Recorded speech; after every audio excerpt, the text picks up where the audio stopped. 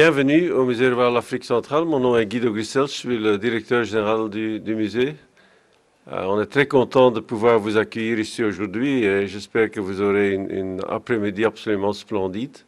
Ce que je vais faire dans les prochaines minutes, c'est vous raconter un petit peu ce que c'est notre établissement, ce qu'on fait en termes de recherche scientifique. Alors j'ai un résumé de ce que nous faisons en Afrique et surtout au Rwanda. Le Rwanda, pour le moment, c'est le pays où nous avons le plus de collaboration. Et ensuite, je vais vous donner une petite introduction sur la rénovation.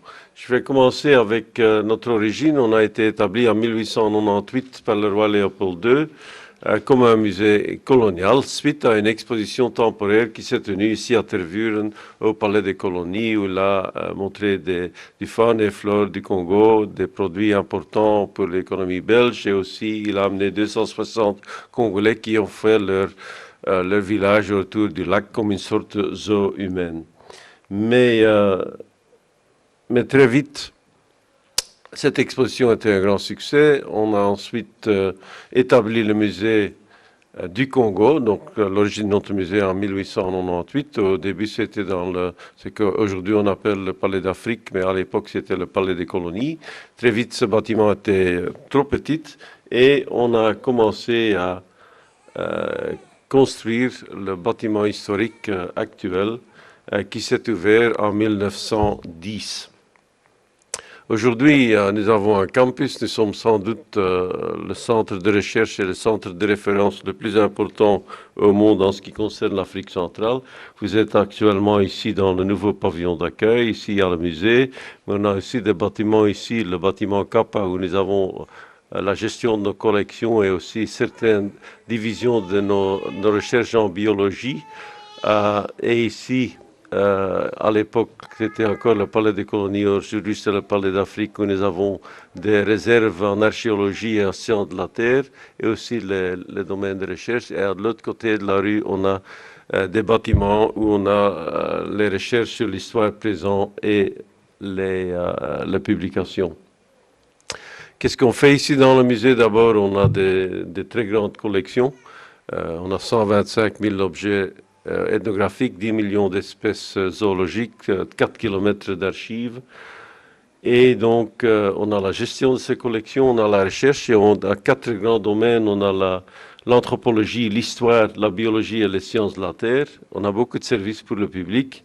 On a tout un programme de diffusion de connaissances et un programme d'exposition. Chaque année, on fait en moyenne 2 à 3 expositions temporaires et on a un programme important pour le renforcement des capacités nationales en Afrique. Actuellement, on a environ 230 membres de personnel, dont 80 scientifiques, et chaque année, on fait la formation en moyenne de 130 scientifiques africains, donc qui viennent ici pour des formations ou des périodes de stage dans nos différents domaines de recherche.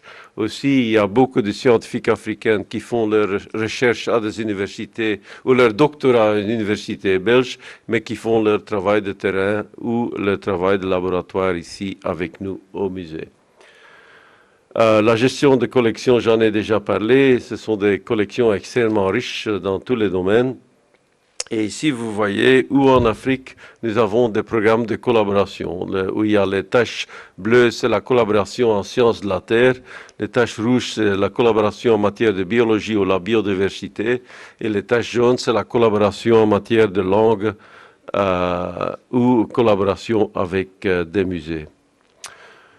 En termes de recherche, on fait de la recherche évidemment sur les collections ethnographiques, sur la signification fonctionnelle, le contexte social. Aujourd'hui, on fait aussi beaucoup de recherches sur la provenance de nos collections. En biologie, c'est surtout la taxonomie, l'étude des sortes. Et en sciences de la Terre, on a à la fois les recherches traditionnelles sur la géologie, mais aussi tout un programme sur les risques naturels pour développer des systèmes d'alerte précoce en Afrique centrale pour ce qui est, par exemple, l'éruption de volcans, des activités sismiques et des glissements de terrain. Et en diffusion de connaissances, on a tout un programme d'ateliers éducatifs.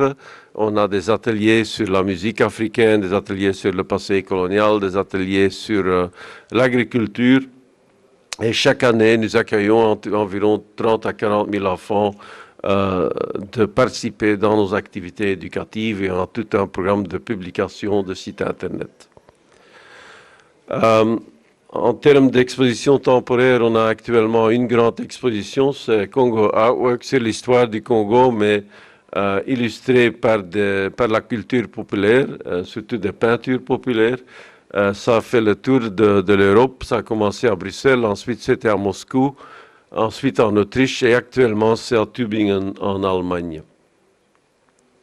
Alors qu'est-ce qu'on a? Notre musée depuis longtemps a des collaborations très proches avec le Rwanda, certainement dans l'époque coloniale jusqu'en 1962, mais aussi après on a continué les collaborations. Ici il y a le musée national du Rwanda à Butare, qui a été construit avec l'aide de la Belgique, mais où la plupart du travail a été fait par notre musée en collaboration avec tous les partenaires locaux. Ce musée est encore un des musées les plus beaux, un musée le plus beau de l'Afrique. Et c'est encore très très bien conservé. Maintenant, il faudra faire une rénovation, mais j'en ai parlé plus tard.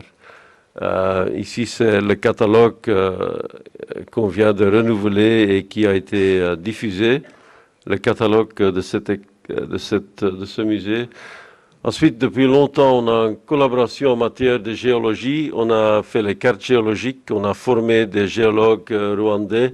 On a eu beaucoup de formations sur place. On a des programmes sur la numérisation des collections géologiques. On a un programme sur le GIS. Et on supporte aussi l'enseignement à l'Université du Rwanda où plusieurs de nos scientifiques donnent des cours dans les formations masters à l'Université du Rwanda. Aussi, au Rwanda, on a une partie de notre réseau sur les activités séismiques. Il y a des instruments de mesure. On a aussi des collaborations très proches avec les institutions nationales du Rwanda. Il y a 10 ans, on a publié le dictionnaire Kinyarwanda, qui était une collaboration entre notre musée et l'Institut national pour les langues et la culture. À l'époque, c'était l'Institut de la recherche et technologie à Butare. C'est donc le dictionnaire sur le Kinyarwanda, à la fois Kinyarwanda français, mais aussi une sorte de dictionnaire sur le Kinyarwanda même, qui est disponible à la fois en papier et en forme digitale. Ici, quelques exemples de recherches qu'on a menées à l'époque sur culture, histoire, les proverbes, le pouvoir et le droit au Rwanda. Encore ces derniers 15 ans, on a publié des livres par des experts rwandais sur la danse rwandaise, sur les instruments de musique, sur les transformations en Rwanda rural. On a aussi publié plusieurs CD-ROM sur la musique rwandaise, en partie de nos recherches anthropologiques. En 2010, on a fait un effort pour numériser la plupart des films de l'époque coloniale qui étaient disponibles en Belgique sur le Congo, le Rwanda et le Burundi. On a numérisé ces films et on les a donnés aux institutions nationales dans les différents pays, Congo, Rwanda, Burundi. Ici, comme je disais, chaque année, on fait la formation et des périodes de stage en moyenne 130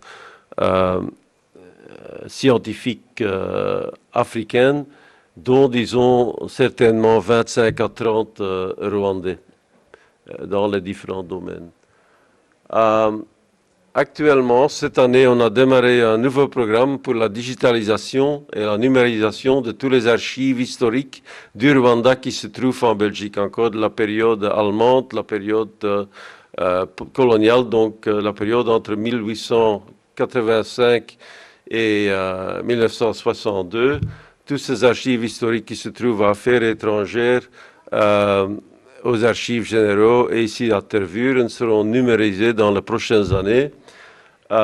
D'ici un mois, on organise une conférence pour les experts rwandais qui vont participer dans ce projet et on vient de recruter un scientifique rwandais ici à Tervuren pour gérer ce projet.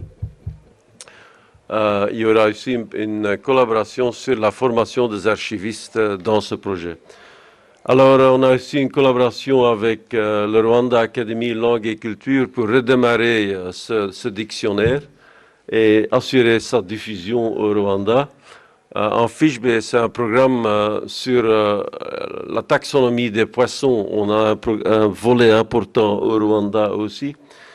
On a actuellement aussi un projet majeur avec le Rwanda Mines Petroleum and Gas Board sur la numérisation des collections géologiques, la numérisation des archives, la formation de personnel et le développement de nouvelles techniques pour identifier les ressources géologiques au Rwanda.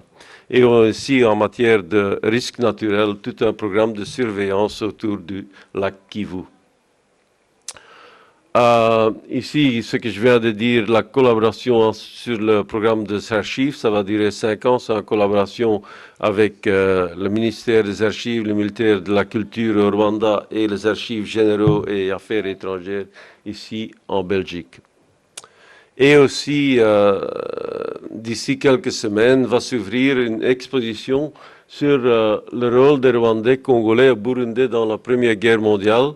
C'est une exposition qui a été développée par le War Heritage Institute ici en Belgique, notre musée en collaboration avec le Musée national du Rwanda et sera présentée dans le Kant Museum à Kigali. Et récemment, on a aussi la visite de Mme Louise Mushikiwabo, qui est le secrétaire général de la francophonie et on était très honorés de cette visite. Elle a aussi l'ancien ministre des Affaires étrangères du Rwanda. Alors aujourd'hui, vous allez visiter un nouveau musée, un musée qui vient de rénover. On a été fermé pendant 5 ans. On a fermé fin 2013 pour faire un nouveau musée. Pourquoi est-ce qu'il fallait rénover? Le guide, dans quelques minutes, va vous expliquer tout cela, mais j'aimerais quand même donner quelques introductions. D'abord, on avait un très beau musée, mais dont l'exposition permanente n'avait pas changé depuis les années 50, donc depuis les années avant même l'indépendance du Rwanda ou du Congo ou du Burundi. Donc, l'exposition était très datée d'une façon très conservative et aussi qui montrait le regard de la Belgique sur l'Afrique d'avant l'indépendance. En plus que le bâtiment du musée a un cachet colonial qui est très fort, vous allez voir 45 fois le double L de Léopold II. Son monogramme, il y a aussi partie des statuts que la Belgique apportant la civilisation au Congo ou que la colonisation était une mission de haute civilisation. Clairement, ce n'est plus acceptable. On ne peut pas enlever ces inscriptions, ces statuts, parce que c'est un bâtiment historique qui est protégé. Donc, il fallait faire une nouvelle exposition. Comment est-ce qu'on a fait cela? On a commencé à faire une exposition sur l'origine de nos collections, comment est-ce qu'ils sont arrivés ici à Tervuren, par des missionnaires, par des fonctionnaires, par des missions scientifiques, mais parfois aussi par des expositions militaires, par la violence assez brutale. Ensuite, en 2005, on a fait une exposition sur la colonisation du Congo, où on a montré un regard très critique de cette période de colonisation. Et en 2010, on a fait une exposition sur l'indépendance du Congo, mais vue par les yeux et sur base de racontes rwandaises. Alors, on a fait une proposition avec, sur une nouvelle exposition permanente. On voulait faire une exposition, être un musée sur l'Afrique contemporaine en utilisant des thèmes qui sont importants pour le développement durable, avec un regard beaucoup plus critique sur le passé colonial et aussi où on montrait beaucoup plus la voix des Africains sur chacun des thèmes. Dès le début, on a développé une collaboration avec les diasporas africaines. On a créé le COMRAF, comité pour la collaboration entre le musée de l'Afrique et les diasporas africaines. On a eu un groupe de 6 qui nous a conseillé sur la nouvelle exposition et je suis content de voir Emeline ici qui était une des membres de ce groupe de 6. Mais en même temps, des nouvelles expositions, on a voulu aussi améliorer l'infrastructure. On avait un bâtiment qui était en soi très beau, mais on n'avait pas de salle de réunion, on n'avait pas de salle de conférence, on n'avait pas de salle d'exposition avec la climatisation. Donc il fallait une nouvelle infrastructure. Mais le bâtiment même est classé, donc on ne peut pas faire des changements structurels. Donc la seule façon d'améliorer l'infrastructure, c'est de créer et de construire un nouveau bâtiment, celui dans lequel vous êtes actuellement, pour les nouveaux services publics. Et dans ce bâtiment ici, au premier étage, vous avez un restaurant, au rez-de-chaussée, un shop, au moins il y a des salles de réunion, et ici vous êtes au moins 2, et ici avec un auditoire pour 220 places, et à côté il y a des nouvelles salles d'exposition, avec la climatisation. Ici déjà une introduction, ce que vous allez voir pendant votre visite. Vous allez sans doute commencer avec une visite de la salle langue et musique. Ensuite, donc c'est sur la richesse des langues et de la musique en Afrique centrale. Et l'importance, il y a une salle afropéa qui a été faite, qui est une salle sur les Belges d'ascendance d'Afrique, donc les diasporas africains qui ont fait cette salle eux-mêmes. Ensuite, il y a une salle sur paysage et biodiversité, une salle sur la paradoxe des ressources, un cabinet de minéraux, une salle des crocodiles, la longue histoire de l'Afrique et l'Afrique coloniale et après l'indépendance, et ensuite une salle rituelle et cérémonie. Dans chaque coin du musée, vous avez une zone interactive. Ici, le studio Rumba, vous pourrez apprendre à danser la rumba ou apprécier la musique africaine. Ici, il y a un taxolab sur la taxonomie, la biologie. Ici, la représentation. Là, vous pouvez voir des films coloniaux avec un voice-over d'un intellectuel africain. Et un studio 6 qui est un studio pour les petits, disons, de 4 à 8 ans, où ils peuvent faire des jeux. Et on a aussi une salle art temporaire où on montre l'art africain, mais dans un contexte esthétique. Comme je disais déjà, dans notre musée, il y a beaucoup de symboles coloniaux. Donc, dans chacun de ces salles, avec un cachet colonial très fort, on a fait des installations d'artistes contemporains africains, comme par exemple ici, la salle de mémoire. Vous avez les noms de 1600 Belges blancs qui sont décédés au début de la colonisation. Il n'y a aucune référence aux victimes africaines de la colonisation, donc on a demandé à un artiste africain de faire une installation sur ce sujet. Donc il a mis les noms de Congolais qui sont décédés dans la même période sur la fenêtre, et quand il y a du soleil, leurs noms sont projetés sur les noms des Belges avec deux objectifs. D'abord, ça nous rappelle des victimes africaines de la colonisation, mais en même temps, ça met symboliquement un nombre sur le passé colonial belge. Ici, un exemple de la façon que vous allez voir la nouvelle exposition. C'est une exposition sur le rite et les cérémonies. Et il y a toujours un ou une africaine qui parle du rite de la cérémonie, comment c'est vécu aujourd'hui. C'est illustré par des collections à la fois historiques et à la fois contemporaines. On a aussi toute une section sur le passé colonial. Le guide va vous expliquer ce qu'on raconte, mais je veux déjà dire comme institution, nous prenons distance du colonialisme comme système de gouvernance. Le colonialisme est par définition un système qui est basé sur l'occupation militaire, sur une gouvernance autoritaire et raciste et sur une exploitation d'un pays. Nous prenons distance de ce système très clairement. Et ici, c'est art sans pareil, une photo de la salle, c'est une salle temporaire où nous montrons nos collections ethnographiques, mais pour leur esthétique, pour leur beauté, donc pas dans leur contexte anthropologique. Finalement, j'aimerais bien terminer un mot sur les discussions sur la restitution du patrimoine culturel. Clairement, nous sommes au centre de ce débat. Nous prenons une attitude très ouverte et constructive là-dessus. Et d'abord, j'ai déjà reçu une demande du Rwanda pour avoir une copie de l'inventaire de nos collections qui sont d'origine Rwanda. On a environ 3000 objets du Rwanda ici dans nos collections.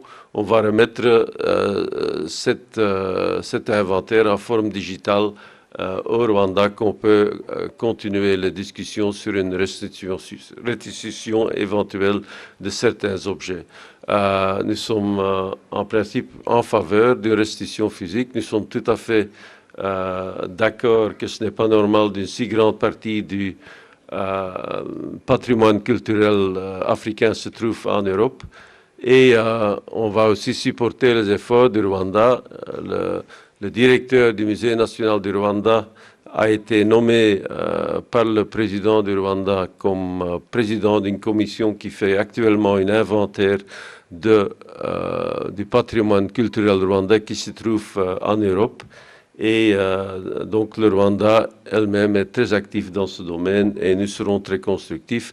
Nous avons aussi tout ce programme de numérisation pour cette partie du patrimoine culturel, comme les archives, les photos et films peuvent être rendus en forme digitale aussi vite que possible.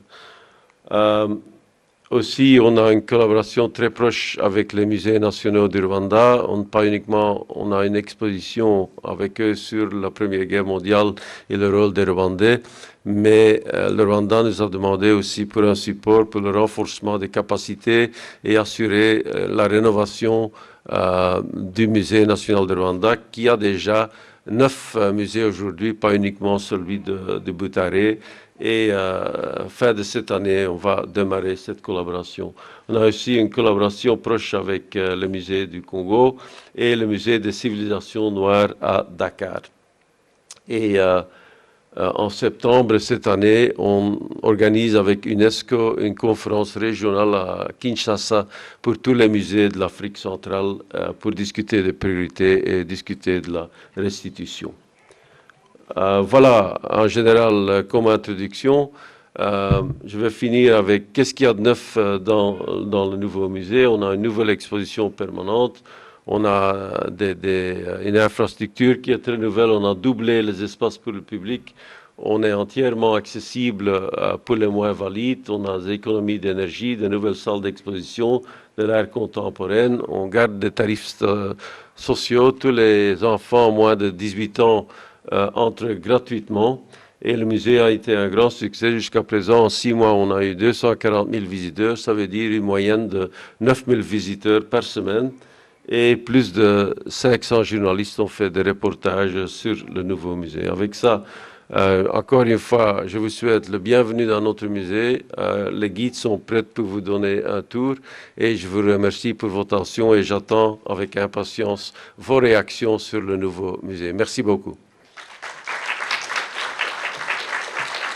Voilà, je voudrais juste remercier le directeur, Monsieur Gressels, pour son accueil et cette introduction. C'était plus qu'une introduction d'ailleurs. Moi, personnellement, j'ai appris beaucoup de choses que je ne savais pas. Et je suis sûr que nous en apprendrons encore durant les visites. Je voudrais aussi remercier Madame Van Loo qui était quelque part pour son accueil très chaleureux. On espère faire encore beaucoup de choses ensemble. Peut-être qu'il y aura d'autres visites, qui sait. Et alors, je voudrais remercier aussi très chaleureusement le docteur Emeline Louise-Eyman, comme vous l'avez présenté tout à l'heure, parce que c'est elle qui est à l'origine de cette initiative. On a su qu'elle faisait un travail incroyable, ne fût-ce que par sa collaboration avec vous, mais aussi par sa vulgarisation du travail qui est fait et qui doit être fait. Et voilà, donc pour ça, je pense qu'elle mérite vraiment de grands applaudissements de toute la salle. Parce que elle représente aussi cette autre image de l'Afrique qu'on ne voit malheureusement pas assez.